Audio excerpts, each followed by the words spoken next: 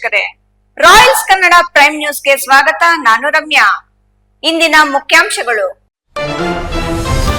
ಕೊನೆಗೂ ನಡೆಯಲಿಲ್ಲ ಶ್ರೀ ಕೈವಾರ ಯೋಗಿ ನಾರಾಯಣ ತಾತಯ್ಯನವರ ಜಯಂತ್ಯೋತ್ಸವ. ಸರ್ಕಾರದ ಕಾರ್ಯಕ್ರಮಕ್ಕೆ ಶಾಸಕ ಪ್ರದೀಪ್ ಈಶ್ವರ್ ಗೈರು ಸರಳವಾಗಿ ಆಚರಿಸಿದ ಚಿಕ್ಕಬಳ್ಳಾಪುರ ಜಿಲ್ಲಾಡಳಿತ. ಶಾಸಕರ ಕ್ರಮಕ್ಕೆ ಬಲಿತ ಸಮುದಾಯ ಆಕ್ರೋಶ.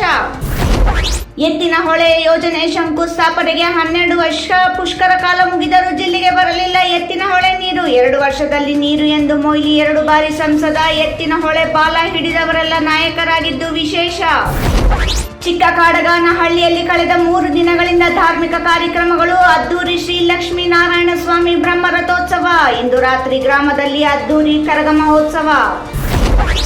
ಬಲಿಜ ಸಮುದಾಯದಿಂದ ಚಿಕ್ಕಬಳ್ಳಾಪುರ ಜಿಲ್ಲಾ ಉಸ್ತುವಾರಿ ಸಚಿವರಿಗೆ ಅಭಿನಂದನೆ. ಬಲಿಜ ಸಮುದಾಯಕ್ಕೆ ಚಿಮುಲ್ ನಾಮ ನಿರ್ದೇಶನ ನೀಡದ್ದಕ್ಕೆ ಕೃತಜ್ಞತೆ. ಬೆಂಗಳೂರಿನ ನಿವಾಸಕ್ಕೆ ತೆರಳಿ ಗೌರವಿಸಿದ ಬಲಿಜ ಮುಖಂಡರು. ವಾರ್ತೆಗಳ ವಿವರ. ಪ್ರತಿ ಸಮುದಾಯದ ಮಹನೀಯರನ್ನು ಸ್ಮರಿಸುವ ಕಾರಣಕ್ಕಾಗಿ ರಾಜ್ಯ ಸರ್ಕಾರ ಎಲ್ಲಾ ಸಮುದಾಯದ ಮಹನೀಯರ ಜಯಂತಿಗಳನ್ನು ಸರ್ಕಾರದಿಂದಲೇ ಆಚರಿಸಲು ಮುಂದಾಗಿದೆ. ಇದರಿಂದ ಅನೇಕ ಮಂದಿ ಮಹನೀಯರನ್ನು ಸ್ಮರಿಸುವ ಅವಕಾಶ ಆಯಾ ಸಮುದಾಯಕ್ಕೆ ಮಾತ್ರವಲ್ಲದೆ ಎಲ್ಲರಿಗೂ ಲಭಿಸದಂತಾಗಿದೆ. ಆದರೆ ಇಲ್ಲೊಂದು ಸಮುದಾಯ ಅವರದೇ ಕುಲಗುರುಗಳ ಜಯಂತಿ ಆಚರಿಸಲು ಅಸಡ್ಡೆ ತೋರುವ ಮೂಲಕ ಅಪಹಾಸ್ಯಕ್ಕೆ ಗುರಿಯಾಗಿದೆ. ಇಷ್ಟಕ್ಕೂ ಯಾವುದು ಆ ಸಮುದಾಯ ಅಂತೀರಾ? ಈ ಸ್ಟೋರಿ ನೋಡಿ.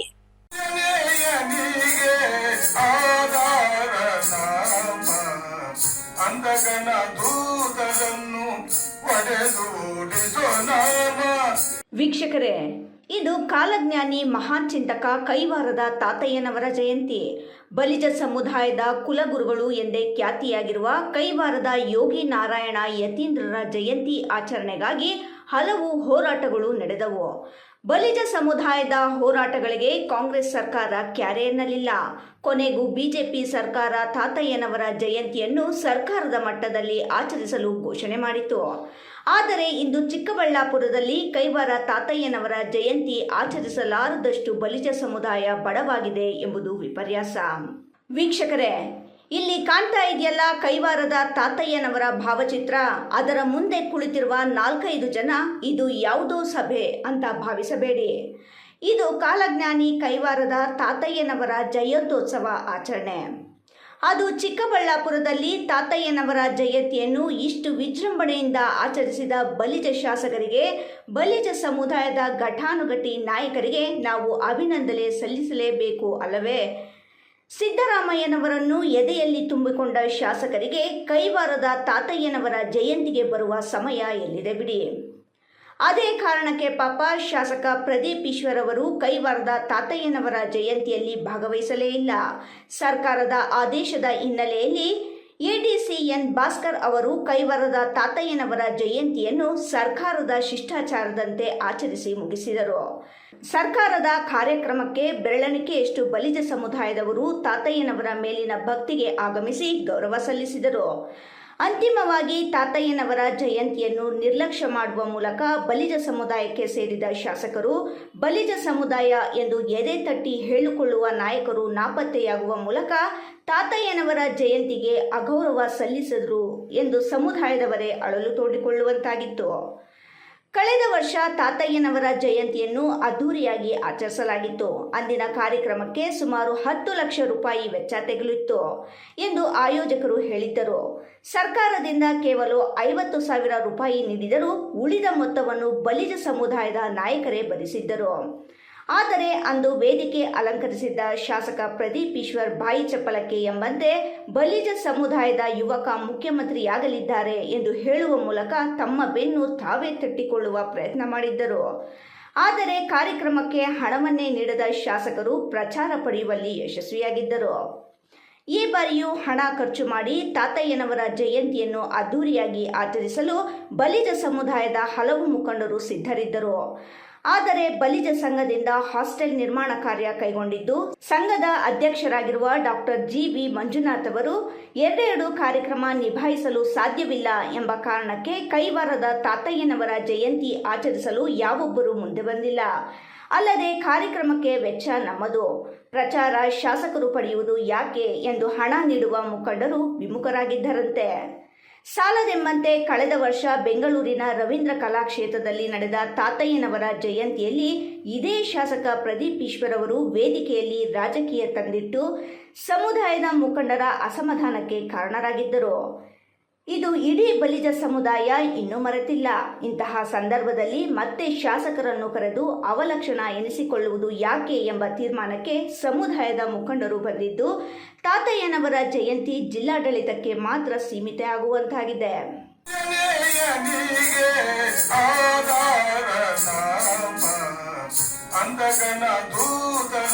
ಇದೊಂದು ದುರಂತ ಕತೆ.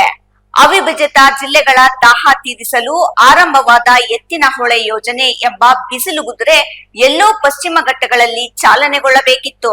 ಆದರೆ ರಾಜಕೀಯ ಲಾಭಕ್ಕಾಗಿ ಚಿಕ್ಕಬಳ್ಳಾಪುರದಲ್ಲಿ ಕಲ್ಲು ಹಾಕಿ 12 ವರ್ಷ ಕಳೆದಿವೆ. ಇಂದಿಗೆ ನೀರು ಬರೋದಿರಲಿ, ಪೈಪ್ಲೈನ್ ಕೂಡ ಚಿಕ್ಕಬಳ್ಳಾಪುರದ ಮುಖ ನೋಡಿಲ್ಲ. ಆದರೂ ನಾಯಕರು ಮಾತ್ರ ಈಗಲೂ 2 ವರ್ಷದಲ್ಲಿ ಎತ್ತಿನಹೊಳೆ ನೀರು ಬರಲಿದೆ ಎಂಬ ಭರವಸೆ ನೀಡುವುದನ್ನು ಬಿಟ್ಟಿಲ್ಲ. ಬಯಲು ಸೀಮೆ ಜಿಲ್ಲೆಗಳ ದಾಹ ತೀರಿಸುವ ಯೋಜನೆಯ ಕತೆ ನೀವೇ ನೋಡಿ.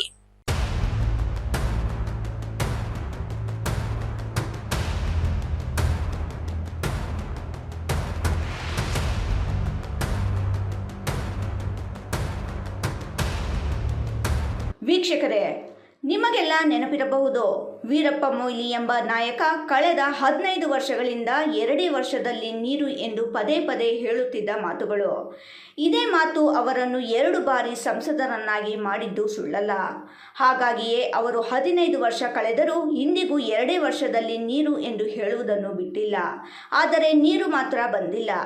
ಇದೇ ವೀರಪ್ಪ ಮೊಯ್ಲಿ ಬಯಲು ಸೀಮೆ ಜಿಲ್ಲೆಗೆ ನೀರು ತರುವುದಾಗಿ 12 ವರ್ಷಗಳ ಹಿಂದೆ ಎತ್ತಿನಹೊಳೆ ಯೋಜನೆಗೆ ಚಿಕ್ಕಬಳ್ಳಾಪುರದ ಹೊರವಲಯದಲ್ಲಿ ಶಂಕುಸ್ಥಾಪನೆ ನೆರವೇರಿಸಿದ್ದರು. ಅವರು ಶಂಕುಸ್ಥಾಪನೆ ಮಾಡಿ ಇಂದಿಗೆ ಬರೋಬ್ಬರಿ 12 ವರ್ಷಗಳಾಗಿವೆ. ಆದರೆ ನೀರು ಮಾತ್ರ ಇನ್ನೂ ಬಂದಿಲ್ಲ. ಬರೋ ನಂಬಿಕೆಯೂ ಇಲ್ಲ. 2004 ಮಾರ್ಚ್ 3ರಂದು ಎತ್ತಿನಹೊಳೆ ನೀರನ್ನು ಬಯಲು ಸೀಮೆ ಜಿಲ್ಲೆಗಳಾದ ಕೋಲಾರ, ಚಿಕ್ಕಬಳ್ಳಾಪುರಕ್ಕೆ ಹರಿಸುವುದಾಗಿ ಆಗಿನ ಮುಖ್ಯಮಂತ್ರಿ ಸಿದ್ದರಾಮಯ್ಯ ಚಿಕ್ಕಬಳ್ಳಾಪುರ ಹೊರವಲಯದಲ್ಲಿ ಶಂಕುಸ್ಥಾಪನೆ ನೆರವೇರಿಸಿದ ದಿನ. ಅದಾಗಿ ಇಂದಿಗೆ ಬರೋಬ್ಬರಿ 12 ವರ್ಷಗಳೇ ಕಳೆದು ಹೋಗಿವೆ. 12 ವರ್ಷ ಎಂದರೆ ಒಂದು ಪುಷ್ಕರ ಕಾಲ. ಅಂದರೆ ಮಹಾಮಸ್ತಾಭಿಷೇಕ ನಡೆಯೋದು 12 ವರ್ಷಕ್ಕೊಮ್ಮೆ. ಅಷ್ಟೇ ಅಲ್ಲ, ಕುಂಭಮೇಳ ನಡೆಯೋದು ಕೂಡ 12 ವರ್ಷಕ್ಕೊಮ್ಮೆ. ಆದರೆ ಮುಖ್ಯಮಂತ್ರಿ ಸಿದ್ದರಾಮಯ್ಯ ಮತ್ತು ವೀರಪ್ಪ ಮೊಯ್ಲಿ ಅಂದು ಹಾಕಿದ ಅಡಿಗಲ್ಲಿಗೆ ಮಾತ್ರ ಇಂದಿಗೂ ನೀರು ಬಂದಿಲ್ಲ.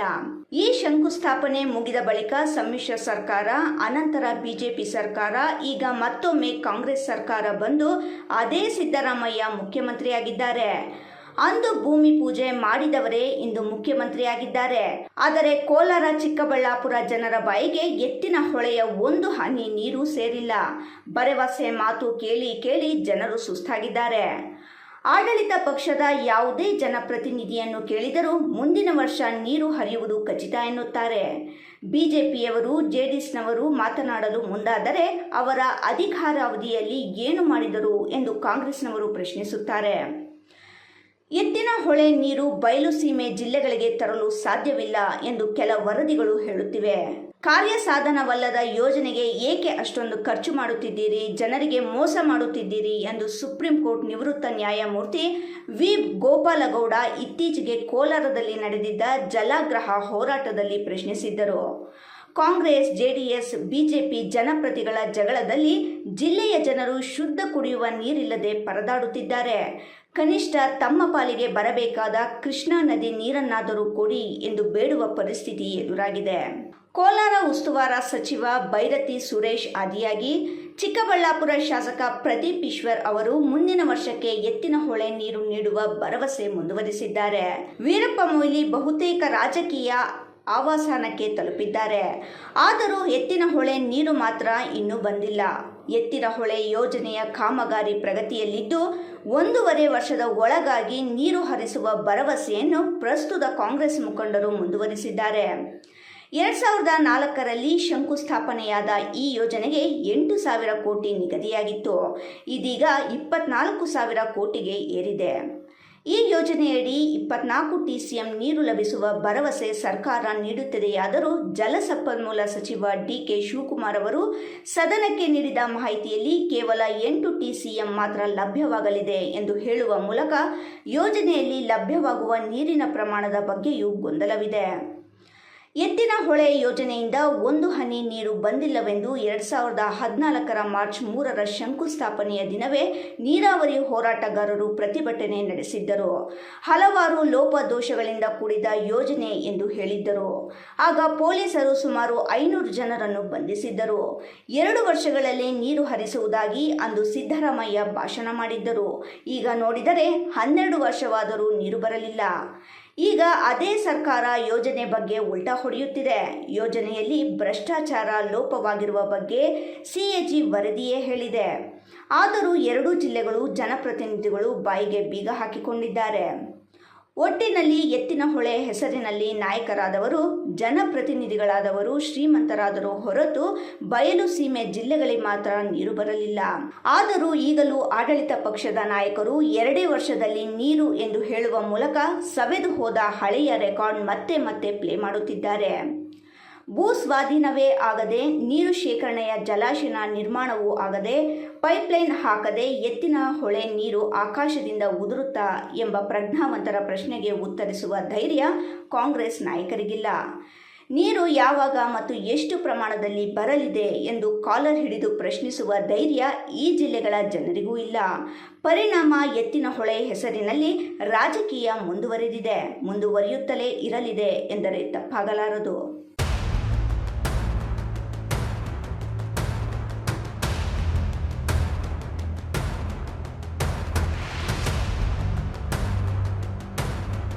ಹೋಳಿ ಹುಣ್ಣಿಮೆಯನ್ನು ಕದಿರೆ ಹುಣ್ಣಿಮೆ ಎಂದು ಕರೆಯುತ್ತಾರೆ. ಅಂದರೆ ಆಂಧ್ರ ಪ್ರದೇಶದ ಕದಿರಿಯ ಶ್ರೀ ಲಕ್ಷ್ಮೀ ನರಸಿಂಹಸ್ವಾಮಿಗೆ ವಿಶೇಷವಾದ ಈ ಹುಣ್ಣಿಮೆಯಾಗಿದ್ದು, ಈ ಹುಣ್ಣಿಗೆ ವಿವಿಧ ಕ್ಷೇತ್ರಗಳಲ್ಲಿರುವ ಲಕ್ಷ್ಮೀ ನರಸಿಂಹಸ್ವಾಮಿ ದೇವಾಲಯಗಳಲ್ಲಿ ರಥೋತ್ಸವ ನಡೆಯುವುದು ಸಾಮಾನ್ಯ.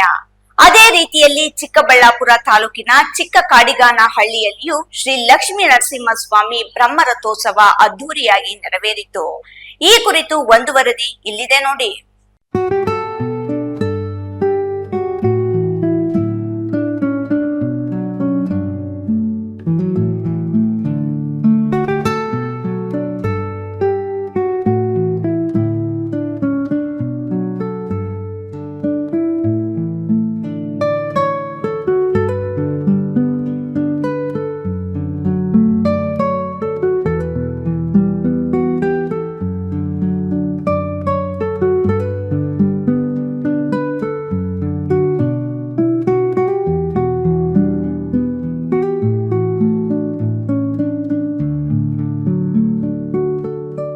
ಚಿಕ್ಕಬಳ್ಳಾಪುರ ತಾಲೂಕಿನ ಚಿಕ್ಕ ಕಾಡಗಾನಹಳ್ಳಿಯಲ್ಲಿ ಕಳೆದ 3 ದಿನಗಳಿಂದ ಸಂಭ್ರಮವೋ ಸಂಭ್ರಮ. ಮದುವೆಯಾಗಿ ಗಂಡನ ಮನೆಗೆ ಹೋಗಿದ್ದ ಹೆಣ್ಣು ಮಕ್ಕಳು ತವರಿಗೆ ಬರುವುದು ಮಾತ್ರವಲ್ಲ, ಗ್ರಾಮದಲ್ಲಿರುವವರು 3 ದಿನಗಳಿಂದ ಗ್ರಾಮದಲ್ಲಿ ವಿಶೇಷ ಅಲಂಕಾರದೊಂದಿಗೆ ಮಿಂಚುತ್ತಿದ್ದಾರೆ. ಕಾರಣ ಅಲ್ಲಿ ಲಕ್ಷ್ಮೀ ನರಸಿಂಹ ಬ್ರಹ್ಮರಥೋತ್ಸವ, ಕರಗ ಮಹೋತ್ಸವ ಸೇರಿದಂತೆ ವಿವಿಧ ಧಾರ್ಮಿಕ ಕಾರ್ಯಕ್ರಮಗಳು ನಡೆಯುತ್ತಿವೆ. ಇಂದು ಮಧ್ಯಾಹ್ನ ಬ್ರಹ್ಮರಥೋತ್ಸವ ಸಂಪನ್ನವಾಗಿದ್ದು, ರಾತ್ರಿಗೆ ಕರಗ ಮಹೋತ್ಸವ ನಡೆಯಿತು. ಏಡುಕೊಂಡಲ ಬಿಲ್ಡರ್ಸ್ ಮಾಲೀಕ ಶ್ರೀನಿವಾಸ್ ನೇತೃತ್ವದಲ್ಲಿ ನಡೆದ ಕಾರ್ಯಕ್ರಮದಲ್ಲಿ ಸೋಮವಾರ ಶ್ರೀ ಲಕ್ಷ್ಮೀ ನರಸಿಂಹಸ್ವಾಮಿ ಕಲ್ಯಾಣೋತ್ಸವ ಸೇರಿದಂತೆ ಇತರೆ ಧಾರ್ಮಿಕ ಕಾರ್ಯಕ್ರಮಗಳು ನೆರವೇರಿದವು.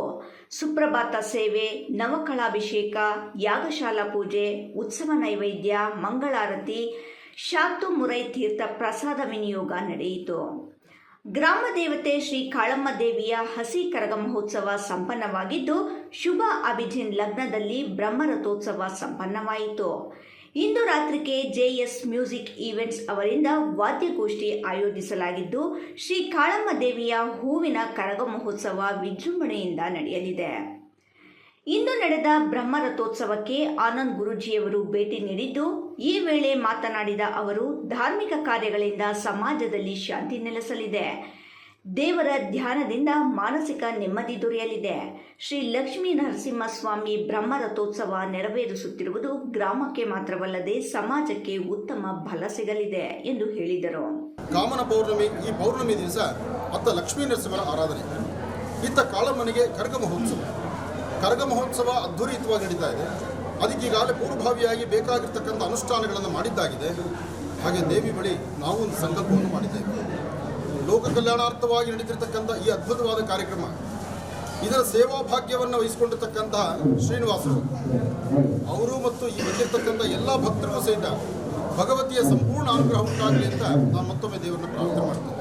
ರಾತ್ರಿಗೆ ಕರಗ ಮಹೋತ್ಸವ ಮುಗಿದ ನಂತರ ನಾಳೆ ಸಂಜೆ 5 ಗಂಟೆಗೆ ಒನಕೆ ಕರಗ ಮಹೋತ್ಸವ, ರಾತ್ರಿ 7 ಗಂಟೆಗೆ ಪಲ್ಲಕ್ಕಿ ಉತ್ಸವ, ಶಯನೋತ್ಸವ ಸೇವೆಗಳು ನಡೆಯಲಿದೆ.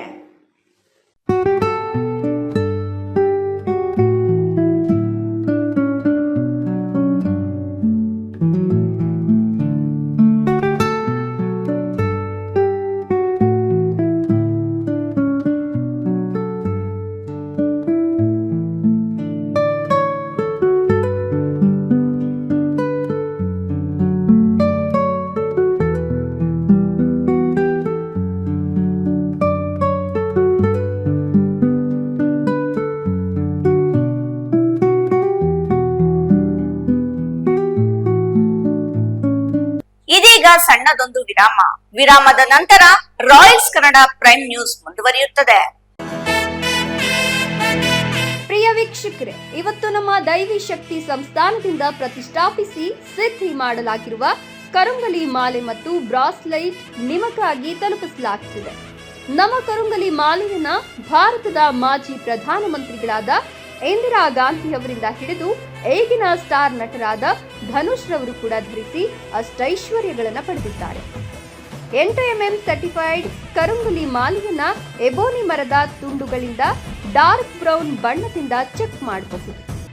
ದಿವ್ಯ ಶಕ್ತಿ ಕರುಂಗಲಿ ಮಾಲೆಯನ್ನ ಧರಿಸೋದ್ರಿಂದ ಅಥವಾ ಮನೆ ಮತ್ತು ಅಂಗಡಿಗಳಲ್ಲಿ ಪ್ರತಿಷ್ಠಾಪಿಸೋದ್ರಿಂದ ಸಾಲಬಾಧೆ, ಕಾಲಸರ್ಪ, ದೃಷ್ಟಿದೋಷ, ಮಕ್ಕಳ ವಿದ್ಯಾಭ್ಯಾಸ, ಅನಾರೋಗ್ಯ, ಮನೆಯಲ್ಲಿ ಅಶಾಂತಿ ಮುಂತಾದ ಸಾಕಷ್ಟು ಸಮಸ್ಯೆಗಳಿಂದ ಮುಕ್ತಿ ಮಾಡಿ ನೆಗೆಟಿವ್ ಎನರ್ಜಿಯನ್ನ ದೂರ ಮಾಡಿ ಮೆದುಳಿನ ನರತಂತುಗಳ ಮೇಲೆ ಪ್ರಭಾವ ಬೀರಿ ಅಗೋಚರ ಪ್ರಯೋಜನಗಳನ್ನು ಪಡೆಯಿರಿ. ಟಿವಿ ಸ್ಕ್ರೀನ್ ಮೇಲೆ ಕಾಣುವ ನಂಬರ್ಗೆ ಈಗಲೇ ಆರ್ಡರ್ ಮಾಡಿ. ವಿರಾಮದ ನಂತರ ರಾಯಲ್ಸ್ ಕನ್ನಡ ಪ್ರೈಮ್ ನ್ಯೂಸ್ಗೆ ಸ್ವಾಗತ. ಚಿಕ್ಕಬಳ್ಳಾಪುರ ಕ್ಷೇತ್ರದಲ್ಲಿ ಬಲಿಜ ಸಮುದಾಯಕ್ಕೆ ಸೇರಿದ ಶಾಸಕರಿದ್ದಾರೆ.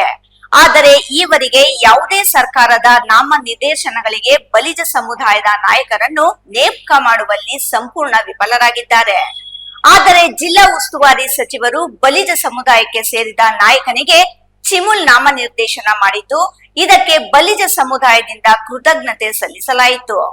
ಮತ್ತು ಚಿಕ್ಕಬಳ್ಳಾಪುರ ಜಿಲ್ಲೆಯಲ್ಲಿ ಇಲ್ಲಿವರೆಗೆ ಯಾರೂ ಮಾಡದೇ ಇದ್ದಂತಹ ಒಂದು ಘನ ಕಾರ್ಯವನ್ನ, ದೊಡ್ಡ ಕೆಲಸವನ್ನ ನಮ್ಮ MC ಸುಧಾಕರನ್ ಅವರು ಇವತ್ತು ನಮ್ಮ ಜನಾಂಗವನ್ನು ಗುರುತಿಸಿ ಇತ್ತೀಚೆಗೆ ನಡೆದ ಚಿಕ್ಕಬಳ್ಳಾಪುರ ಹಾಲು ಒಕ್ಕೂಟದ ಚುನಾವಣೆಯಲ್ಲಿ ಪೆರೇಸಂದ್ರ ಕ್ಷೇತ್ರದಿಂದ ಚಿಮುಲ್ ನಿರ್ದೇಶಕರ ಸ್ಥಾನಕ್ಕೆ ಸ್ಪರ್ಧೆ ಮಾಡಿ ಪರಾಭವಗೊಂಡಿದ್ದ ಕಾಕಲಚಿಂತ ರಾಜಣ್ಣ ಅವರನ್ನು ಚಿಕ್ಕಬಳ್ಳಾಪುರ ಹಾಲು ಒಕ್ಕೂಟದ ನಾಮನಿರ್ದೇಶನ ಸದಸ್ಯರಾಗಿ ಜಿಲ್ಲಾ ಉಸ್ತುವಾರಿ ಸಚಿವ ಡಾಕ್ಟರ್ MC ಸುಧಾಕರ್ ನೇಮಕ ಮಾಡಿದ್ದಾರೆ.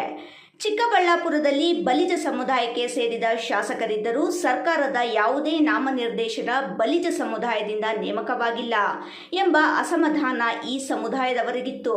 ಆದರೆ ಜಿಲ್ಲಾ ಉಸ್ತುವಾರಿ ಸಚಿವರು ಆ ಸಮುದಾಯಕ್ಕಿಂತ ಅಸಮಾಧಾನ ಹೋಗಲಾಡಿಸುವಲ್ಲಿ ಯಶಸ್ವಿಯಾಗಿದ್ದಾರೆ.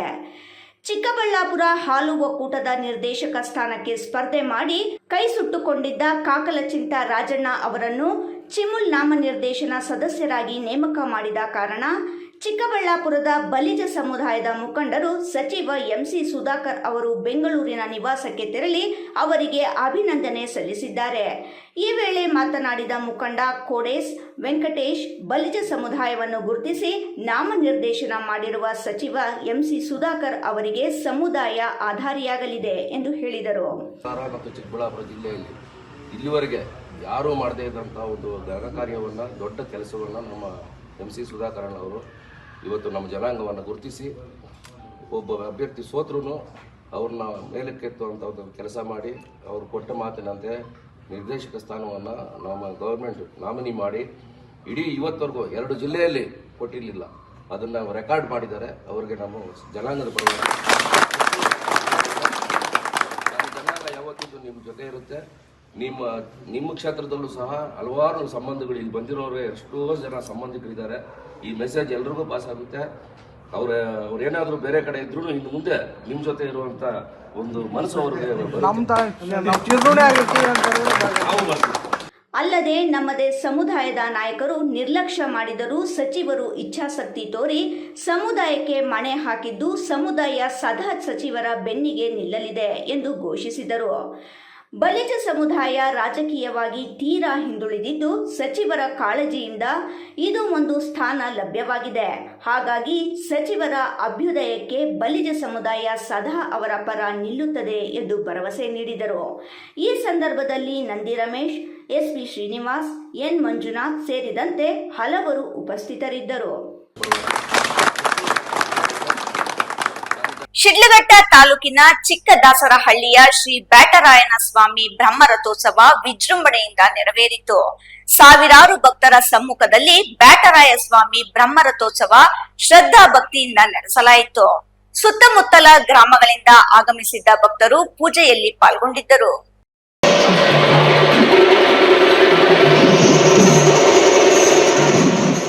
ಶಿಡ್ಲಘಟ್ಟ ತಾಲೂಕಿನ ಚಿಕ್ಕದಾಸರಹಳ್ಳಿಯ ಶ್ರೀ ಬ್ಯಾಟರಾಯನ ಸ್ವಾಮಿ ಬ್ರಹ್ಮರಥೋತ್ಸವ ವಿಜೃಂಭಣೆಯಿಂದ ನೆರವೇರಿತು. ಬ್ರಹ್ಮರಥೋತ್ಸವದ ಅಂಗವಾಗಿ ಹೂಗಳಿಂದ ಅಲಂಕರಿಸಿದ್ದ ರಥದಲ್ಲಿ ದೇವರನ್ನು ಪ್ರತಿಷ್ಠಾಪಿಸಿ ಪೂಜೆ ಸಲ್ಲಿಸಿ ರಥೋತ್ಸವಕ್ಕೆ ಚಾಲನೆ ನೀಡಲಾಯಿತು. ವಿವಿಧ ಕಲಾ ತಂಡಗಳು ಮತ್ತು ವಿವಿಧ ಅಂಗಡಿಗಳ ಸಾಲು ಎಲ್ಲರ ಆಕರ್ಷಣೆಯಾಗಿತ್ತು. ವಿಶೇಷ ಹೂವಿನ ಅಲಂಕಾರ ಮಾಡಿದ್ದ ಬ್ರಹ್ಮರಥೋತ್ಸವದ ತೇರನ್ನು ದೇವಸ್ಥಾನದ ಸುತ್ತಲೂ ಎಳೆದ ಭಕ್ತರು ಬಾಳೆಹಣ್ಣು, ದವನಗಳನ್ನು ತೇರಿನ ಕಳಶಕ್ಕೆ ಎಸೆದು ತಮ್ಮ ಇಷ್ಟಾರ್ಥಗಳನ್ನು ಈಡೇರಿಸುವಂತೆ ಭಗವಂತನನ್ನು ಕೋರಿಕೊಂಡರು. ರಥೋತ್ಸವಕ್ಕೆ ಶಾಸಕ ಬಿಎನ್ ರವಿಕುಮಾರ್ ಹಾಗೂ ತಹಸೀಲ್ದಾರ್ ಗಗನ ಸಿಂಧು ಚಾಲನೆ ನೀಡಿದರು. ರಥೋತ್ಸವ ಅಂಗವಾಗಿ ದೇಗುಲದಲ್ಲಿ ವಿವಿಧ ಪೂಜಾ ಕಾರ್ಯಕ್ರಮಗಳು ನಡೆದವು. ಬತಾಸು, ಸಿಹಿ ಖಾರದ ತಿಂಡಿಗಳು, ವಿವಿಧ ಹಣ್ಣುಗಳು, ತಂಪು ಪಾನೀಯ, ಕರಿದ ತಿಂಡಿ ತಿನಿಸು, ಮಕ್ಕಳಿಗೆ ಆಟಿಕೆ, ಅಚ್ಚೆ ಹಾಕುವವರು, ಬಳೆಗಾರರು ಉತ್ಸವಕ್ಕೆ ರಂಗು ತುಂಬಿದರು. ವಿವಿಧ ಗ್ರಾಮಗಳಿಂದ ಆಗಮಿಸಿದ್ದ ಭಕ್ತರಿಗೆ ಪಾನಕ, ಮಜ್ಜಿಗೆ ಹಾಗೂ ಹೆಸರುಬೇಳೆ ವಿತರಿಸಲಾಯಿತು. ವಿವಿಧ ಗ್ರಾಮಸ್ಥರು ಹೆಸರುಬೇಳೆ ಪಾನಕ ವಿತರಿಸಿದರು. ಸುತ್ತಮುತ್ತಲಿನ ಗ್ರಾಮಗಳು ಹಾಗೂ ತಾಲೂಕಿನ ವಿವಿಧ ಭಾಗಗಳಿಂದ ಸಾವಿರಾರು ಭಕ್ತರು ಆಗಮಿಸಿ ದೇವರ ಪೂಜೆಯಲ್ಲಿ ಪಾಲ್ಗೊಂಡರು. ಬ್ರಹ್ಮರಥೋತ್ಸವ ಸಮಯಕ್ಕೆ ಸರಿಯಾಗಿ ಗರುಡ ಪಕ್ಷಿ ಕಾಣಿಸಿಕೊಂಡು ರಥದ ಸುತ್ತಲೂ 3 ಸುತ್ತು ಪ್ರದಕ್ಷಿಣೆ ಹಾಕಿ ಮರೆಯಾಯಿತು. ಈ ದಿನ ಕದ್ರೆ ಹುಣ್ಣಿಮೆ ಪ್ರಯುಕ್ತ ನಮ್ಮ ಶಿಡ್ಲಘಟ್ಟ ವಿಧಾನಸಭಾ ಕ್ಷೇತ್ರದ ಹನುಮಾಚನಹಳ್ಳಿ ಗ್ರಾಮ ಪಂಚಾಯತಿಗೆ ಸೇರಿರ್ತಕ್ಕಂಥ ಚಿಕ್ಕದಾಸರಹಳ್ಳಿ ಗ್ರಾಮದಲ್ಲಿ 100 ವರ್ಷಗಳ ಇತಿಹಾಸ ಇರ್ತಕ್ಕಂಥ ಶ್ರೀ ಬ್ಯಾಟರಾಯ ಸ್ವಾಮಿಯ ಬ್ರಹ್ಮರಥೋತ್ಸವ ಇವತ್ತು ಇಂದಿನಿಂದ ಅದ್ದೂರಿಯಾಗಿ ಆಚರಣೆ ಮಾಡ್ತಾ ಇದ್ದಾರೆ.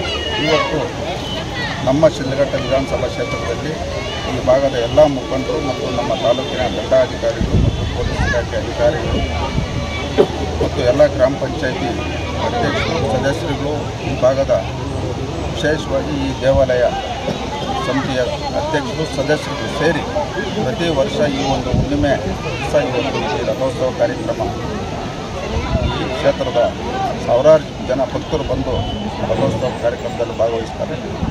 ಆ ಭಾಗವಹಿಸ್ತಕ್ಕಂಥ ಎಲ್ಲ ಭಕ್ತಾದಿಗಳು ಭಗವಂತ ಒಳ್ಳೇದು ಮಾಡಲಿ ಅಂತ ಹೇಳ್ತಾರೆ.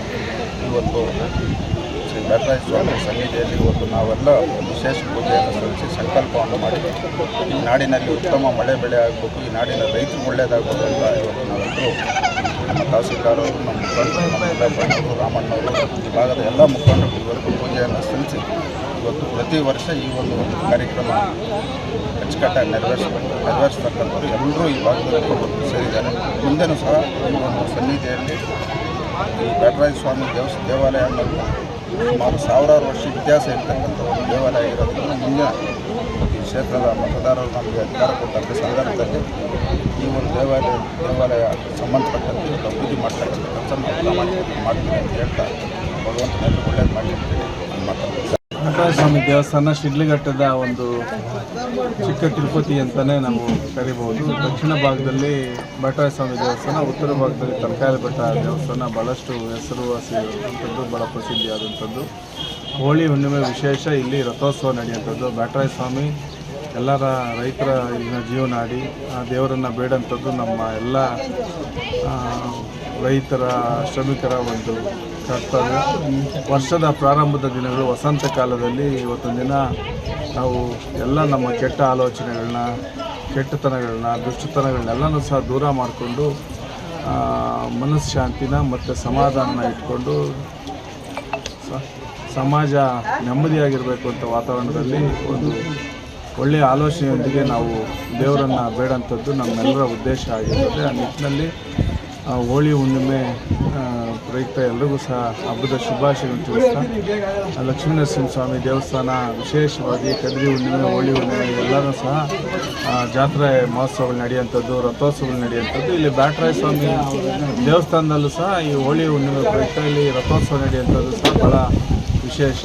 ಇಲ್ಲಿ ಇವತ್ತು ಸಾವಿರಾರು ಸಂಖ್ಯೆಯಲ್ಲಿ ಭಕ್ತರು ಬರೋವಂಥದ್ದು, ಅವರು ದೇವರ ದರ್ಶನ ಪಡ್ಕೊಳ್ಳೋಂಥದ್ದು ಮತ್ತು ರಥನ ಇಲ್ಲಿ ಅಲಂಕಾರ ಮಾಡಿ ದೇವ್ರನ್ನ ಇಟ್ಟು ಎಲ್ಲ ದೇವಸ್ಥಾನ ಸುತ್ತಲೂ ಸಹ ಪ್ರದಕ್ಷಿಣೆ ಮಾಡೋವಂಥದ್ದು ಕಣ್ಣಿಗೆ ಭಾಳಷ್ಟು ಮುದ ಕೊಡೋಂಥದ್ದು. ದೇವರು ಬಂದು ನಮ್ಮ ಕಣ್ಣು ಮುಂದೆ ನಿಲ್ತಾ ಇದ್ದಾನೆ ಅಂತೇಳಿ ಒಂದು ಭಕ್ತಿ ಭಾವದಿಂದ ಜನ ಬೇಡಂಥದ್ದು ಇಲ್ಲಿ ಆಗ್ತಾಯಿದೆ. ಹಾಗಾಗಿ ಆ ಭಗವಂತನ ಕೃಪೆ ಎಲ್ಲರ ಮೇಲೆ ಇರಲಿ.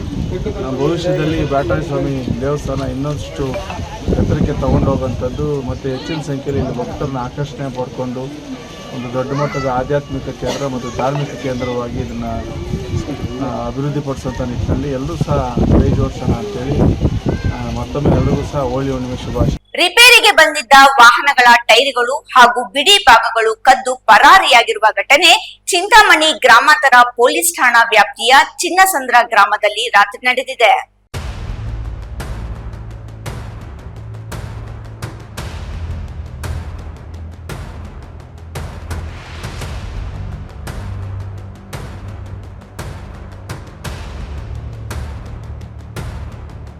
ರಿಪೇರಿಗೆ ಬಂದಿದ್ದ ವಾಹನಗಳ ಟೈರುಗಳು ಹಾಗೂ ಬಿಡಿ ಭಾಗಗಳನ್ನು ಕದ್ದು ಪರಾರಿಯಾಗಿರುವ ಘಟನೆ ಚಿಂತಾಮಣಿ ಗ್ರಾಮಾಂತರ ಪೊಲೀಸ್ ಠಾಣಾ ವ್ಯಾಪ್ತಿಯ ಚಿನ್ನಸಂದ್ರ ಗ್ರಾಮದಲ್ಲಿ ರಾತ್ರಿ ನಡೆದಿದೆ.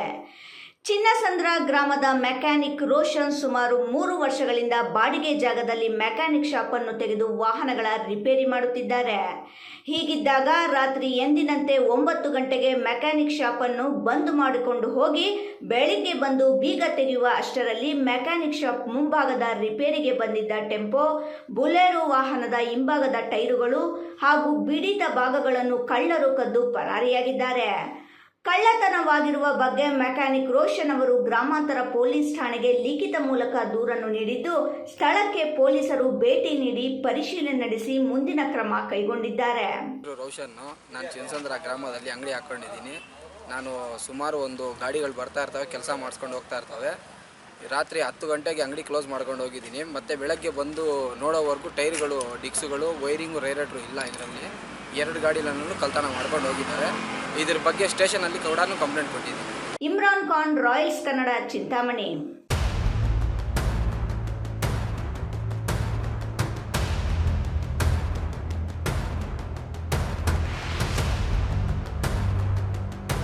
ಸಮಾಜದಲ್ಲಿ ನಡೆಯುತ್ತಿದ್ದ ಅಂಕು ಡೊಗಟುಗಳನ್ನು ತಮ್ಮ ಹಾಡುಗಳ ಮೂಲಕ ತಿದ್ದುವ ಜಾಗೃತಿ ಮೂಡಿಸಿದ ಮಹಾನ್ ಯೋಗಿಗಳನ್ನು ಎಂದು ಮರೆಯಬಾರದು. ದಿನ ಬೆಳಗಾದರೆ ಅವರನ್ನು ನೆನೆದರೆ ಅವತ್ತಿನ ಕೆಲಸ ಅತ್ಯಂತ ಸಂತೋಷಕದಾಯಕವಾಗಿರುತ್ತದೆ ಎಂದು ತಹಸೀಲ್ದಾರ್ ಮನೀಷಾ ಮಹೇಶ್ ಪತ್ರಿ ತಿಳಿಸಿದರು.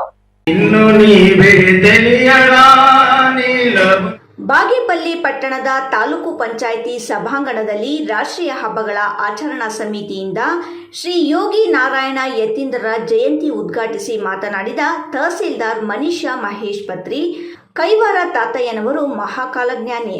ಅವರು ಸಿದ್ಧಿ ಪಡೆದ ಸಾಧಕ ಯೋಗಿ ಮಾತ್ರವಲ್ಲ, ಸಮಾಜ ಸುಧಾರಕರೂ ಹೌದು. ವೇದಾಂತ ಸಾರಾವಳಿ, ತತ್ವ ಕೀರ್ತನೆಗಳು ಸೇರಿದಂತೆ ಹಲವಾರು ಪ್ರಕಾರಗಳ ಆಧ್ಯಾತ್ಮಿಕ ಗ್ರಂಥಗಳನ್ನು ಬರೆದ ಅವರು ತಪಸ್ಸಿನಿಂದ ಮನುಕುಲಕ್ಕೆ ಭವಿಷ್ಯ ನುಡಿದ ಕಾಲಜ್ಞಾನಿ ಎಂದೇ ಹೆಸರು ಗಳಿಸಿದ್ದಾರೆ. ಎಲ್ಲರೊಂದಿಗೆ ಹೃದಯವಂತಿಕೆಯಿಂದಲೇ ಸ್ಪಂದಿಸುತ್ತಿದ್ದ ಯತೀಂದ್ರ ಅವರು ತಾತಯ್ಯ ಎಂದೇ ಪ್ರಸಿದ್ಧರಾಗುತ್ತಾರೆ. ಹಾಗೂ ಈ ಕಾಲಜ್ಞಾನ ಕೃತಿಯಲ್ಲಿ ಶ್ರೀ ತಾತಯ್ಯನವರು ಅಧರ್ಮದಿಂದ ಭೂಮಿಗೆ ಭಾರವಾಯಿತೆಂಬ ಕಥನದಿಂದಲೇ ಕಾಲಜ್ಞಾನ ಆರಂಭಿಸಿದ್ದಾರೆ.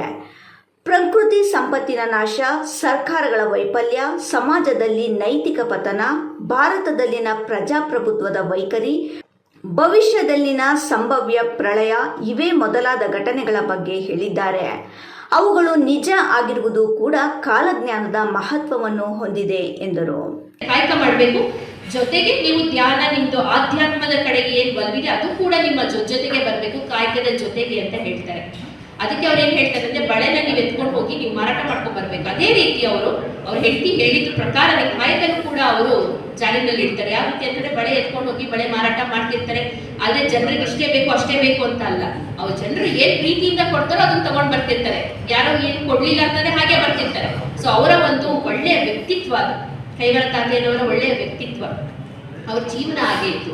ಹಾಗೂ ಅವರ ಜೀವನ ಕೂಡ ಬಹಳ ಕಷ್ಟಕರವಾಗೂ ಕೂಡ ಇತ್ತು.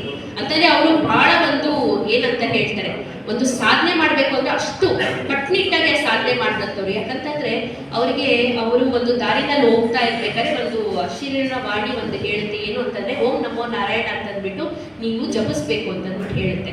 ಅವಾಗ ಇವರು ಎಷ್ಟು ಸಲ ನಾನು ಅದನ್ನ ಜಪಿಸ್ಬೇಕು, ಹೇಗೆ ಜಪಿಸ್ಬೇಕು ಅಂತ ಕೇಳಿದಾಗ, ಓಂ ನಮೋ ನಾರಾಯಣ ಅಂತ ಜಪಿಸ್ತಾನೆ ಇರು, ಆ ಬೆಳಚುಗಳ ಬಾಯಲ್ಲಿರೋದು ಏನಾಗುತ್ತೆ, ಕಲ್ಸಕ್ರೆ ಆಗಿ ಅದು ಚೇಂಜ್ ಆಗುತ್ತೆ. ಅಲ್ಲಿ ತನಕ ನೀನು ಜಪಿಸ್ಬೇಕು ಅಂದಾಗ ಅವ್ರು ಅದೇ ರೀತಿನೇ ಅದನ್ನ ಇಟ್ಕೊಂಡು ಆ ಸಾಧನೆ ಮಾಡ್ಬೇಕು ಅಂತ ಅಂದ್ಬಿಟ್ಟು ಅದನ್ನ 3 ವರ್ಷದ ಕಾಲ ಸತತವಾಗಿ ಅದನ್ನ ಜಪಿಸಿದಾಗ ಅದು ಕಲ್ಲೇನಿರುತ್ತೆ, ಕಲ್ ಸಕ್ಕರೆ ಆಗಿ ಕೂಡ ಬದಲಾವಣೆ ಆಗುತ್ತೆ. ಮತ್ತೆ ಅವರು ಕಾಲಜ್ಞಾನಿ, ಪ್ರೀತಮ್ ಹೇಳಿದ್ರು ಕಾಲಜ್ಞಾನಿ. ಯಾಕಂತಂದ್ರೆ ಅವರು ಮುಂದೆ ಏನಾಗುತ್ತೆ, ಫ್ಯೂಚರ್ನಲ್ಲಿ ಏನೇನ್ ತರ ಆಗುತ್ತೆ, ಮತ್ತೆ ಸುಧಾಕರಣ ಕೂಡ ಹೇಳಿದ್ರು ಬ್ರಿಟಿಷರು ಹೇಗೆ ನಾಶ ಆಗ್ತಾರೆ ಅನ್ನೋದನ್ನ ಕೂಡ ಅವರು ಆ ಟೈಮ್ನಲ್ಲೇ ಅದನ್ನ ಒಂದು. ಶಾಸಕ ಎಸ್.ಎನ್. ಸುಬ್ಬಾರೆಡ್ಡಿ ಅವರಿಗೆ ನಮ್ಮ ಬಲಿಜ ಸಮುದಾಯದ ಮೇಲೆ ಇರುವ ಕಾಳಜಿಯಿಂದ ಮತ್ತು ತಹಸೀಲ್ದಾರ್ ಮನೀಷ ಪತ್ರಿ ಅವರ ಮುತುವರ್ಜಿಯಿಂದ ಬಲಿಜ ಸಮುದಾಯ ಭವನ ನಿರ್ಮಾಣಕ್ಕೆ ಸುಮಾರು 1 ಎಕರೆ ಜಮೀನು ಗುರುತಿಸಿ ಮಂಜೂರು ಮಾಡಿಸುವವರಿಗೆ ನಮ್ಮ ಸಮುದಾಯದ ಪರವಾಗಿ ಅಭಿನಂದನೆಗಳು ಸಲ್ಲಿಸುತ್ತೇವೆ ಎಂದ ಅವರು, ತಾತಯ್ಯನವರು ಕಾಲಜ್ಞಾನ ಎಂದರೆ ಯೋಗ ಸಿದ್ಧಿ ಪಡೆದ ತಪಸ್ವಿಯ ಮುಖದಿಂದ ವಿಶ್ವ ಕಲ್ಯಾಣಕ್ಕಾಗಿ ಹೊರಬೀಳುವ ದೈವವಾಣಿ. ಭವಿಷ್ಯದಲ್ಲಿ ಘಟಿಸಲಿರುವ ವಿಶ್ವದ ಸ್ಥಿತಿಗತಿಗಳು ವಾಕ್ಸಿದ್ಧಿಯುಳ್ಳ ಮಹಾಪುರುಷರ ವಾಣಿಯ ಮೂಲಕ ಕಥನಗಳಾಗಿ ಹೊರಬೀಳುತ್ತವೆ. ಅದು ವಿಪತ್ತಿನಿಂದ ತನ್ನನ್ನು ತಾನು ರಕ್ಷಿಸಿಕೊಳ್ಳಲು ಸೂಚನೆ ನೀಡುತ್ತದೆ. ತಾತಯ್ಯನವರ ಕಾಲಜ್ಞಾನದಂತೆ ಅನೇಕ ಘಟನೆಗಳು ನಡೆದಿದೆ ಹಾಗೂ ನಾರಾಯಣ ಯತೀಂದ್ರರು ಭಕ್ತಕೋಟೆಗೆ ಆತ್ಮೋದ್ಧಾರದ ಮಾರ್ಗದರ್ಶನ ಮಾಡಿದ ತಾತಯ್ಯನವರೆನಿಸಿದ್ದಾರೆ. ಇದೇ ಸಂದರ್ಭದಲ್ಲಿ ವಿವಿಧ ಕ್ಷೇತ್ರಗಳಲ್ಲಿ ಸಾಧನೆ ಮಾಡಿದ ಸಾಧಕರಿಗೆ ಸನ್ಮಾನಿಸಿ ಗೌರವಿಸಲಾಯಿತು. ಕೈವಾರ ತಾತಯ್ಯನವರ 300ನೇ ಜಯಂತಿ ಹಾಗೂ ಕದಿರಿ ಹುಣ್ಣಿಮೆ ಪ್ರಯುಕ್ತ ಬಲಿಜ ಸಮುದಾಯದಿಂದ ಹೃದಯ ಭಾಗದ ಶ್ರೀ ಬೈಲಾಟಾಂಜನೇಯ ಸ್ವಾಮಿ ದೇವಾಲಯದಲ್ಲಿ ವಿಶೇಷ ಪೂಜೆ ಸಲ್ಲಿಸಿ ಅನ್ನದಾಸೋಹ ಏರ್ಪಡಿಸಲಾಗಿತ್ತು. ಗ್ರಾಮೀಣ ಭಾಗದ ಆಸ್ಪತ್ರೆಗಳಲ್ಲಿ ತಜ್ಞ ವೈದ್ಯರ ಕೊರತೆ ಇರುವುದು ಕಳವಳಕಾರಿ ಸಂಗತಿಯಾಗಿದ್ದು, ಯಗವಕೋಟೆ ಆಸ್ಪತ್ರೆಯಲ್ಲೂ ಇಂತಹುದೇ ಸಮಸ್ಯೆ ಎದುರಾಗಿದ್ದು, ವೈದ್ಯರು ಗ್ರಾಮೀಣ ಭಾಗದಲ್ಲಿ ಸೇವೆ ಸಲ್ಲಿಸಲು ಮುಂದೆ ಬರಬೇಕೆಂದು ಉನ್ನತ ಶಿಕ್ಷಣ ಹಾಗೂ ಜಿಲ್ಲಾ ಉಸ್ತುವಾರಿ ಸಚಿವ ಡಾಕ್ಟರ್ ಎಂಸಿ ಸುಧಾಕರ್ ಕರೆ ನೀಡಿದರು.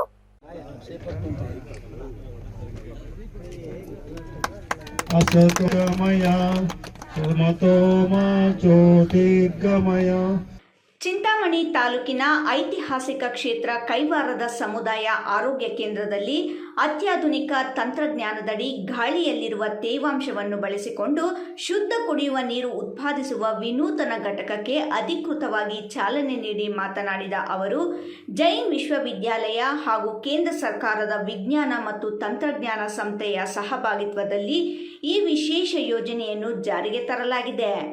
ಕೇಂದ್ರ ಸರ್ಕಾರ ವಿಜ್ಞಾನ ಮತ್ತು ತಂತ್ರಜ್ಞಾನ ಇಲಾಖೆಯು ಈ ಯೋಜನೆಗಾಗಿ 1.78 ಕೋಟಿ ರುಗಳ ಅನುದಾನ ನೀಡಿದ್ದು, ರಾಜ್ಯ ಸರ್ಕಾರವು ಆರೋಗ್ಯ ಇಲಾಖೆಯ ಮೂಲಕ ಘಟಕ ಸ್ಥಾಪನೆಗೆ 1 ಎಕರೆ ಜಾಗವನ್ನು ಮಂಜೂರು ಮಾಡಲಾಗಿದೆ.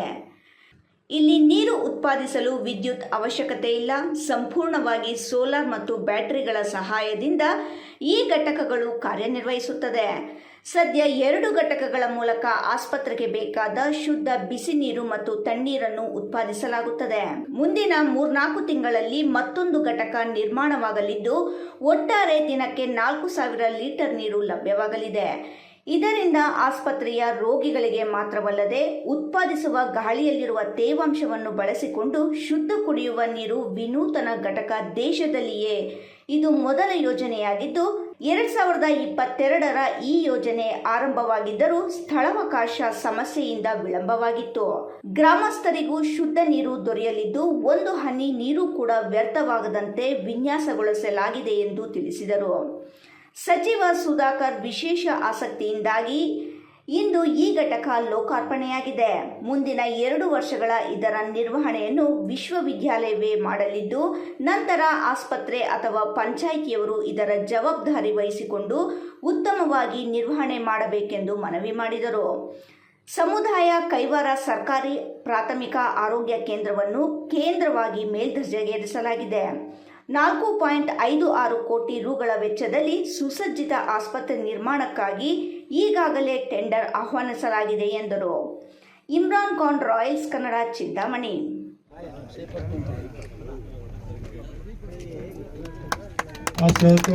ಅರಣ್ಯ ಇಲಾಖೆ ಸರ್ಕಾರದ ಆದೇಶಗಳಿಗೆ ಕಿಮ್ಮತ್ತು ನೀಡದೆ ಸ್ವಾತಂತ್ರ್ಯ ಪೂರ್ವದ ನೋಟಿಫಿಕೇಶನ್ಗಳನ್ನು ಇಟ್ಟುಕೊಂಡು ರೈತರು ಸ್ವಾಧೀನದಲ್ಲಿರುವ ಭೂಮಿ ಅರಣ್ಯಕ್ಕೆ ಸೇರಿದೆ ಎಂದು ರೈತರಲ್ಲಿ ಭಯದ ವಾತಾವರಣ ಉಂಟು ಮಾಡಿದ್ದು, ರಾಜ್ಯ ಸರ್ಕಾರ ಕೂಡಲೇ ರೈತರ ಸಮಸ್ಯೆ ಬಗೆಹರಿಸಬೇಕೆಂದು ರಾಜ್ಯ ರೈತ ಸಂಘ ಹಾಗೂ ಹಸಿರು ಸೇನೆ ತಾಲೂಕು ಸೌಧ ಮುಂದೆ ಪ್ರತಿಭಟನೆ ನಡೆಸಿತು.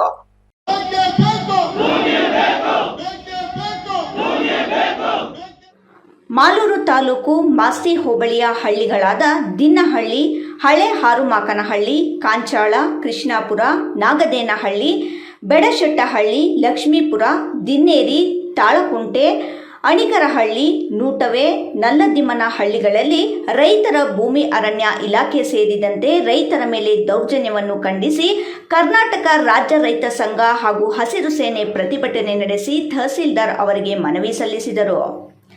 ಈ ಸಂದರ್ಭದಲ್ಲಿ ಕರ್ನಾಟಕ ರಾಜ್ಯ ರೈತ ಸಂಘ ಹಾಗೂ ಹಸಿರು ಸೇನೆ ಜಿಲ್ಲಾಧ್ಯಕ್ಷ ಬೆಡಶೆಟ್ಟಹಳ್ಳಿ ರಮೇಶ್ ಮಾತನಾಡಿ, ರಾಜ್ಯ ಸರ್ಕಾರಕ್ಕೂ ಅರಣ್ಯ ಇಲಾಖೆಗೂ ಯಾವುದೇ ಸಂಬಂಧವಿಲ್ಲ ಎನ್ನುವ ರೀತಿಯಲ್ಲಿ ತೀರ್ಮಾನಗಳನ್ನು ತೆಗೆದುಕೊಳ್ಳುತ್ತಿದೆ. ಅರಣ್ಯ ಇಲಾಖೆಯು ಸ್ವಾತಂತ್ರ್ಯ ಪೂರ್ವದ ನೋಟಿಫಿಕೇಶನ್ಗಳನ್ನು ಇಟ್ಟುಕೊಂಡು ರೈತರಿಗೆ ಯಾವುದೇ ಮಾಹಿತಿ ನೀಡದೆ ಭೂಮಿ ಅರಣ್ಯ ಇಲಾಖೆಗೆ ಸೇರಿದ್ದು ಎಂದು ರೈತರ ದೌರ್ಜನ್ಯವನ್ನು ಖಂಡಿಸಿದೆ. ರೈತರಿಗೆ ಯಾವುದೇ ದಾಖಲೆಗಳನ್ನು ತೋರಿಸದೆ ರೈತರು ತಮ್ಮ ಪೂರ್ವಜರ ಕಾಲದಿಂದಲೂ ಸ್ವಾಧೀನ ಇರುವ ಜಮೀನುಗಳು ಅರಣ್ಯಕ್ಕೆ ಸೇರಿದೆ ಎಂದು ರೈತರಲ್ಲಿ ಭಯದ ವಾತಾವರಣ ಉಂಟು ಮಾಡುತ್ತಿದೆ. ರೈತರು ನೂರಾರು ವರ್ಷಗಳಿಂದ ಸ್ವಾಧೀನ ಇರುವುದನ್ನು ಗುರುತಿಸಿ ಉಳುವವನೇ ಭೂಮಿಯ ಒಡೆಯ ಎನ್ನುವ ಸರ್ಕಾರದ ಆದೇಶದಂತೆ ರಾಜ್ಯ ಸರ್ಕಾರವೇ ಮಂಜೂರು ಮಾಡಿ ಕಂದಾಯ ದಾಖಲೆಗಳನ್ನು ನೀಡಿರುವ ಭೂಮಿಗಳಲ್ಲಿ ರೈತರು ತಮ್ಮ ಕುಟುಂಬದ ಬದುಕನ್ನು ಕಟ್ಟಿಕೊಂಡಿದ್ದಾರೆ. ಈಗ ಅರಣ್ಯ ಇಲಾಖೆಯು ಸುಮಾರು 100 ವರ್ಷಗಳ ಹಿಂದಿನ ನೋಟಿಫಿಕೇಶನ್ಗಳನ್ನು ಹಿಡಿದುಕೊಂಡು ಬಂದು ರೈತರ ಮೇಲೆ ದೌರ್ಜನ್ಯ ಮಾಡುತ್ತಿರುತ್ತಾರೆ ಎಂದರು. ರಾಜ್ಯ ಸರ್ಕಾರ ಕೂಡಲೇ ಮಧ್ಯಪ್ರವೇಶ ಮಾಡಿ ಅರಣ್ಯ ಇಲಾಖೆಯಿಂದ ರೈತರಿಗೆ ಆಗುತ್ತಿರುವ ದೌರ್ಜನ್ಯ ಮತ್ತು ತೊಂದರೆಯನ್ನು ತಡೆಯಬೇಕು ಹಾಗೂ ಈ ಕೆಳಗೊಂಡ ಹಕ್ಕೊತ್ತಾಯಗಳ ಬಗ್ಗೆ ಸೂಕ್ತ ತೀರ್ಮಾನ ತೆಗೆದುಕೊಂಡು ರೈತರನ್ನು ಉಳಿಸಬೇಕು ಎಂದು ಕರ್ನಾಟಕ ರಾಜ್ಯ ರೈತ ಸಂಘ ಹಾಗೂ ಹಸಿರು ಸೇನೆ ಒತ್ತಾಯಿಸಿದರು.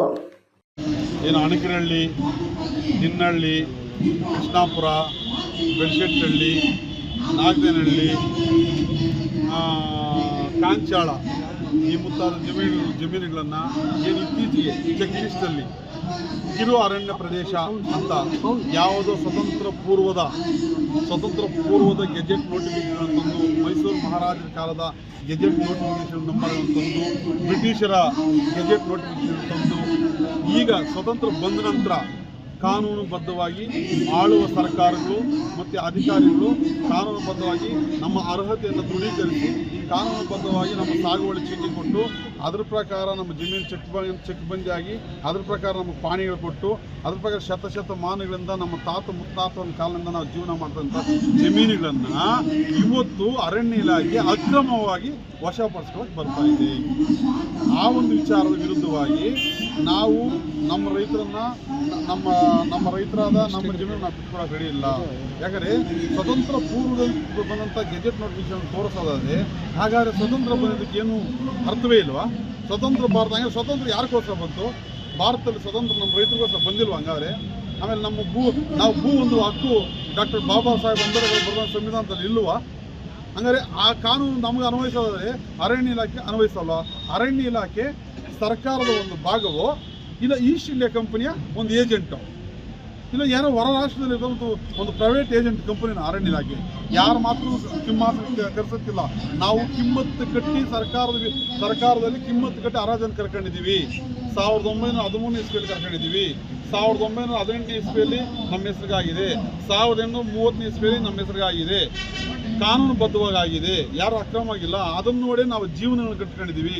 ನಮ್ಮ ರೈತ ಕುಲ ಅಲ್ಲೆಲ್ಲ ನಮ್ಮ ಜೀವನ ಕಟ್ಕೊಂಡು ನಾವು ಜೀವನವನ್ನು ಸಾಗಿಸಬೇಕಾದ್ರೆ ಇವಾಗ ಆ ಜೀವನವನ್ನು ಕಳಿಸಿ ಮತ್ತು ರೈತರಾಗ ನಾವೆಲ್ಲ ಎಲ್ಲಿಗೆ ಹೋಗ್ಬೇಕು? ಇವ್ರಿಗೆ ಜಾಗ ಹೇಳ್ಬೇಕಲ್ಲ, ನಮಗೆಲ್ಲ ಹೋಗ್ಬೇಕಂದ್ರೆ ನಮಗೆ ಈ ಒಂದು ವಿರುದ್ಧವಾಗಿ ಇವತ್ತಿನ ಒಂದು ಹೋರಾಟ ಸಂಬಂಧಪಟ್ಟ ಅಧಿಕಾರಿಗಳು ಬಂದು ಇನ್ನೂ ಏನು ಉತ್ತರ ಕೊಟ್ಟಿಲ್ಲ. ಕೊಟ್ಟ ಮೇಲೆ ಏನು ಕೊಡೋದಾಗ ಗೊತ್ತಿಲ್ಲ. ಅರಣ್ಯಾಧಿಕಾರಿಗಳಂತೂ ಬರಲ್ಲ ಅಂತಂದಂತೆ ಅವರೇನೋ ಒಂಥರ ಪ್ರಜಾಪ್ರಭುತ್ವ ವ್ಯವಸ್ಥೆಯಲ್ಲಿಲ್ಲ, ಅವರು ರಾಜಪ್ರಭುತ್ವ ವ್ಯವಸ್ಥೆಯಲ್ಲಿ ಅರಣ್ಯ ಇಲಾಖೆ ಈ ಜಿಲ್ಲೆಯಲ್ಲಿ ಒಂದು ಆಡಳಿತವನ್ನು ನಡೆಸ್ತಾ ಇದೆ ಅಂತ ಹೇಳೋದಕ್ಕೆ ಇಷ್ಟಪಡ್ತೀನಿ. ದೇವನಹಳ್ಳಿ ಪಟ್ಟಣದ ಸಮೀಪದಲ್ಲಿರುವ ಹೊಸ ಕುರುಬರಕುಂಟೆ ಗ್ರಾಮದ ಶ್ರೀ ಲಕ್ಷ್ಮೀ ನರಸಿಂಹಸ್ವಾಮಿ ದೇಗುಲದಲ್ಲಿ ಲಕ್ಷ್ಮೀ ನರಸಿಂಹಸ್ವಾಮಿ ಭಕ್ತ ಮಂಡಳಿ ವತಿಯಿಂದ ಕಾಮನ ಪೌರ್ಣಮಿ ಮಹೋತ್ಸವ ನಡೆಯಿತು.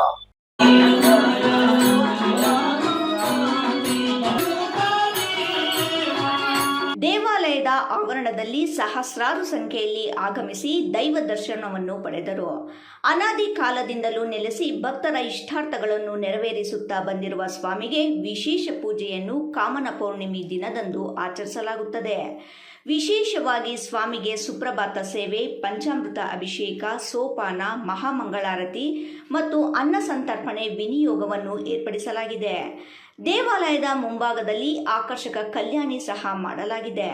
ಸುತ್ತಮುತ್ತಲಿನ ಗ್ರಾಮಗಳು ಸೇರಿದಂತೆ ನಗರ ಪ್ರದೇಶದ ಭಕ್ತರು ಆಗಮಿಸಿ ಸ್ವಾಮಿ ಪೂಜೆಯಲ್ಲಿ ತೊಡಗಿಕೊಂಡಿದ್ದಾರೆ ಎಂದು ದೇವಾಲಯದ ಸಮಿತಿಯ ಲಕ್ಷ್ಮೀನಾರಾಯಣ ತಿಳಿಸಿದರು. ಲಕ್ಷ್ಮೀ ನರಸಿಂಹಸ್ವಾಮಿ ಭಕ್ತ ಮಂಡಳಿ ಹೊಸ ಕುರುಬರಕುಂಟೆ ಗ್ರಾಮ, ದೇವನಹಳ್ಳಿ ತಾಲೂಕು, ಬೆಂಗಳೂರು ಗ್ರಾಮಾಂತರ ಜಿಲ್ಲೆ. ಅನಾದಿ ಕಾಲದಿಂದಲೂ ಇಲ್ಲಿ ಲಕ್ಷ್ಮೀ ನರಸಿಂಹಸ್ವಾಮಿ ನೆಲೆಸಿ ಭಕ್ತರ ಇಷ್ಟಾರ್ಥಗಳನ್ನು ನೆರವೇರಿಸಿಕೊಂಡು ಬರ್ತಿದ್ದಾರೆ. ಪ್ರತಿ ವರ್ಷವೂ ಕಾಮನ ಪೌರ್ಣಮಿ ಎಂದು ವಿಶೇಷ ಹಬ್ಬವಾಗಿ ಆಚರಿಸ್ತೇವೆ. ಅದೇ ರೀತಿ ಈ ವರ್ಷವೂ ಕಾಮನ ಪೌರ್ಣಮಿ ಹಬ್ಬವನ್ನು ಆಚರಿಸುತ್ತೇವೆ. ಸದಾ ಇದೇ ರೀತಿ ಭಕ್ತಾದಿಗಳು ಭಗವತ್ ಪ್ರೇರಣೆಯಲ್ಲಿ ಪಾಲ್ಗೊಳ್ಳಬೇಕಾಗಿ. ಇದೇ ಸಂದರ್ಭದಲ್ಲಿ ದೇವಾಲಯದ ಅರ್ಚಕರು, ಭಜನೆ ತಂಡದವರು, ಹೊಸ ಕುರುಬರಕುಂಟೆ ಹಾಗೂ ಸುತ್ತಮುತ್ತಲಿನ ಗ್ರಾಮಗಳ ಭಕ್ತರು ಇದ್ದರು. ಪಾಲ್ಗುಣ ಮಾಸದ ಕದಿರಿ ಪೂರ್ಣಿಮೆ ಎಂದು ಆಚರಿಸುವ ಹೋಳಿ ಹಬ್ಬ ಶಿವನು ಕಾಮದೇವನನ್ನು ದಹಿಸಿದ ಸ್ಮರಣಾರ್ಥವಾಗಿ ಕಾಮನನ್ನು ಸುಟ್ಟು ನಂತರ ಬಣ್ಣಗಳಿಂದ ಸಂಭ್ರಮಿಸಲಾಗುತ್ತಿದೆ. ಈ ಹೋಳಿ ಹಬ್ಬ ಅಂದ್ರೆ ಕಾಮನದ ಹುಣ್ಣಿಮೆ ಎಂದು ಕರೆಯಲ್ಪಡುವ ವಸಂತ ಋತುವಿನ ಆಗಮನ ಮತ್ತು ಕೆಟ್ಟದರ ಮೇಲೆ ಒಳ್ಳೆಯದರ ವಿಜಯದ ಸಂಕೇತಿಸುವುದೇ ಕದಿರಿ ಹುಣ್ಣಿಮೆ ಹಬ್ಬದ ವಿಶೇಷತೆ ಎಂದು ಅರ್ಚಕ ಸಂದೀಪ್ ಪಂಡಿತ್ ಹೇಳಿದರು.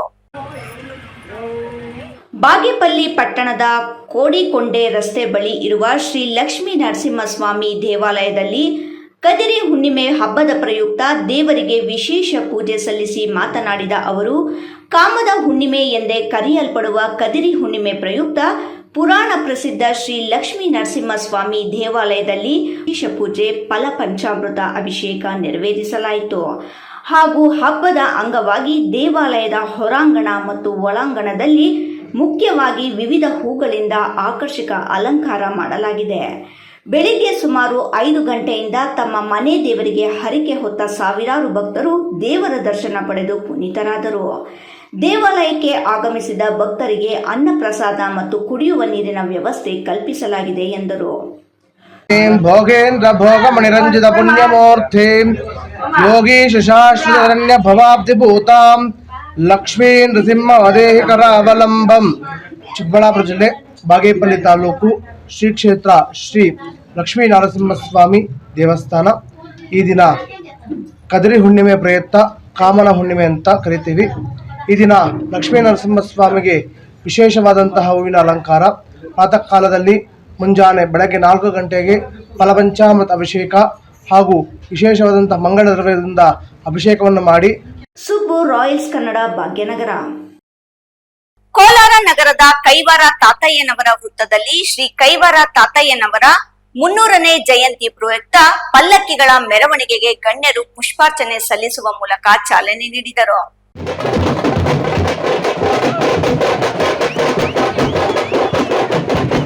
ಕೋಲಾರ ನಗರದ ಕೈವಾರ ತಾತಯ್ಯನವರ ವೃತ್ತದಲ್ಲಿ ಶ್ರೀ ಕೈವಾರ ತಾತಯ್ಯನವರ 300ನೇ ಜಯಂತಿ ಪ್ರಯುಕ್ತ ಪಲ್ಲಕ್ಕಿಗಳ ಮೆರವಣಿಗೆಗೆ ಗಣ್ಯರು ಪುಷ್ಪಾರ್ಚನೆ ಸಲ್ಲಿಸುವ ಮೂಲಕ ಚಾಲನೆ ನೀಡಿ ಮಾತನಾಡಿದ ಡಿಐಜಿಪಿ ದೇವರಾಜ್, ತಾತಯ್ಯ ಅವರು ಅವರೊಬ್ಬ ಸಾಮಾಜಿಕ ಸುಧಾರಕರಾಗಿ ತಂದೆ ತಾಯಿ ಇಲ್ಲದ ಅನಾಥ ಹುಡುಗನೊಬ್ಬ ಊರಿನವರ ಸಹಾಯದಿಂದ ಬೆಳೆದು ಸಂಸ್ಕೃತ, ಕನ್ನಡ, ತೆಲುಗು 3 ಭಾಷೆಗಳಲ್ಲಿ ಪರಿಣಿತರಾಗಿದ್ದರು. ನಮ್ಮ ಋಷಿ ಮುನಿಗಳ ಆಧ್ಯಾತ್ಮಿಕ ಜ್ಞಾನ ಸಂಪಾದಿಸಲು ಅನ್ಯ ದೇಶಗಳು ಹವಣಿಸುತ್ತಿವೆ. ನಮ್ಮ ಆಧ್ಯಾತ್ಮಿಕ ಬಗ್ಗೆ ನಮಗೆ ಅರಿವಿಲ್ಲ ಎಂದರು. ಸಮಾಜ ಸೇವಕ CMR ಶ್ರೀನಾಥ್ ಮಾತನಾಡಿ, ನಿಜಕ್ಕೂ ತಾತಯ್ಯನವರ ಜೀವನ ಒಂದು ಅದ್ಭುತ ಪವಾಡ. ತಾತಯ್ಯನವರು ಯೋಗಿ ಬಾಳಿನಲ್ಲಿ ಕವಿಯಾಗಿ, ಸಮಾಜಕಮುಖಿ ಚಿಂತಕರಾಗಿ, ಸಾಮಾಜಿಕ ಪಿಡುಗುಗಳನ್ನು ಪರಿಹರಿಸದ ಹರಿಕಾರನಾಗಿ ಕೈವಾರ ನಾರಾಯಣಪ್ಪ ಸಾರ್ಥಕತೆಯನ್ನು ಕಂಡಿದ್ದಾರೆ. ಒಟ್ಟಾರೆಯಾಗಿ ಸಾಹಿತ್ಯ, ವಿಜ್ಞಾನ, ತಂತ್ರಜ್ಞಾನ, ಆರ್ಥಿಕ, ರಾಜಕೀಯ, ಧಾರ್ಮಿಕ ಮತ್ತು ಆಧ್ಯಾತ್ಮಕಗಳಲ್ಲದವರ ಸಮಹಿತ ಮಿಶ್ರಣವಿರುವ ತಾತಯ್ಯನವರ ವಿಚಾರಧಾರೆಗಳು ಎಲ್ಲ ಕಾಲಕ್ಕೂ ಅನ್ವಯಗೊಳ್ಳುವ ಗುಣ ಹೊಂದಿದೆ. ಹೀಗಾಗಿ ಅವರು ಮತ್ತೆ ಮತ್ತೆ ಪ್ರಸ್ತುತವಾಗುತ್ತಾರೆ ಎಂದು ತಿಳಿಸಿದರು. ಕೈವಾರ ತಾತಯ್ಯನವರ ಭಾವಚಿತ್ರವುಳ್ಳ ಪಲ್ಲಕ್ಕಿಗಳು ನಗರದ ಪ್ರಮುಖ ಬೀದಿಗಳಲ್ಲಿ ಸಂಚರಿಸಿತು. ಜೊತೆಯಲ್ಲಿ ಬಲಿಜಿಗ ಸಮುದಾಯದ ಮುಖಂಡರು, ಕುಲ ಬಾಂಧವರು ಹೆಜ್ಜೆ ಹಾಕುತ್ತಾ ಮೆರವಣಿಗೆಯಲ್ಲಿ ಪಾಲ್ಗೊಂಡರು. ಅಂಜಿ ವಿಜಯ್, ರಾಯಲ್ಸ್ ಕನ್ನಡ, ಕೋಲಾರ. ಇದೀಗ ಮತ್ತೊಮ್ಮೆ ಹೆಡ್ಲೈನ್ಸ್. ಕೊನೆಗೂ ನಡೆಯಲಿಲ್ಲ ಶ್ರೀ ಕೈವಾರ ಯೋಗಿ ನಾರಾಯಣ ತಾತಯ್ಯನವರ ಜಯಂತ್ಯೋತ್ಸವ. ಸರ್ಕಾರದ ಕಾರ್ಯಕ್ರಮಕ್ಕೆ ಶಾಸಕ ಪ್ರದೀಪ್ ಈಶ್ವರ್ ಗೈರು ಸರಳವಾಗಿ ಆಚರಿಸಿದ ಚಿಕ್ಕಬಳ್ಳಾಪುರ ಜಿಲ್ಲಾಡಳಿತ. ಶಾಸಕರ ಕ್ರಮಕ್ಕೆ ಬಲಿಜ ಸಮುದಾಯ ಆಕ್ರೋಶ. ಎತ್ತಿನಹೊಳೆ ಯೋಜನೆ ಶಂಕುಸ್ಥಾಪನೆಗೆ 12 ವರ್ಷ ಪುಷ್ಕರ ಕಾಲ ಮುಗಿದರೂ ಜಿಲ್ಲೆಗೆ ಬರಲಿಲ್ಲ ಎತ್ತಿನಹೊಳೆ ನೀರು. 2 ವರ್ಷದಲ್ಲಿ ನೀರು ಎಂದು ಮೊಯ್ಲಿ 2 ಬಾರಿ ಸಂಸದ. ಎತ್ತಿನಹೊಳೆ ಬಾಲ ಹಿಡಿದವರೆಲ್ಲ ನಾಯಕರಾಗಿದ್ದು ವಿಶೇಷ. ಚಿಕ್ಕಕಾಡಗಾನಹಳ್ಳಿಯಲ್ಲಿ ಕಳೆದ 3 ದಿನಗಳಿಂದ ಧಾರ್ಮಿಕ ಕಾರ್ಯಕ್ರಮಗಳು. ಅದ್ದೂರಿ ಶ್ರೀ ಲಕ್ಷ್ಮೀನಾರಾಯಣ ಸ್ವಾಮಿ ಬ್ರಹ್ಮ ರಥೋತ್ಸವ. ಇಂದು ರಾತ್ರಿ ಗ್ರಾಮದಲ್ಲಿ ಅದ್ದೂರಿ ಕರಗ ಮಹೋತ್ಸವ. ಬಲಿಜ ಸಮುದಾಯದಿಂದ ಚಿಕ್ಕಬಳ್ಳಾಪುರ ಜಿಲ್ಲಾ ಉಸ್ತುವಾರಿ ಸಚಿವರಿಗೆ ಅಭಿನಂದನೆ. ಬಲಿಜ ಸಮುದಾಯಕ್ಕೆ ಚಿಮುಲ್ ನಾಮ ನಿರ್ದೇಶನ ನೀಡದ್ದಕ್ಕೆ ಕೃತಜ್ಞತೆ. ಬೆಂಗಳೂರಿನ ನಿವಾಸಕ್ಕೆ ತೆರಳಿ ಗೌರವಿಸಿದ ಬಲಿಜ ಮುಖಂಡರು. ಇಂದಿನ ವಾರ್ತಾ ಪ್ರಸಾರ ಮುಕ್ತಾಯವಾಯಿತು. ನಮಸ್ಕಾರಗಳು.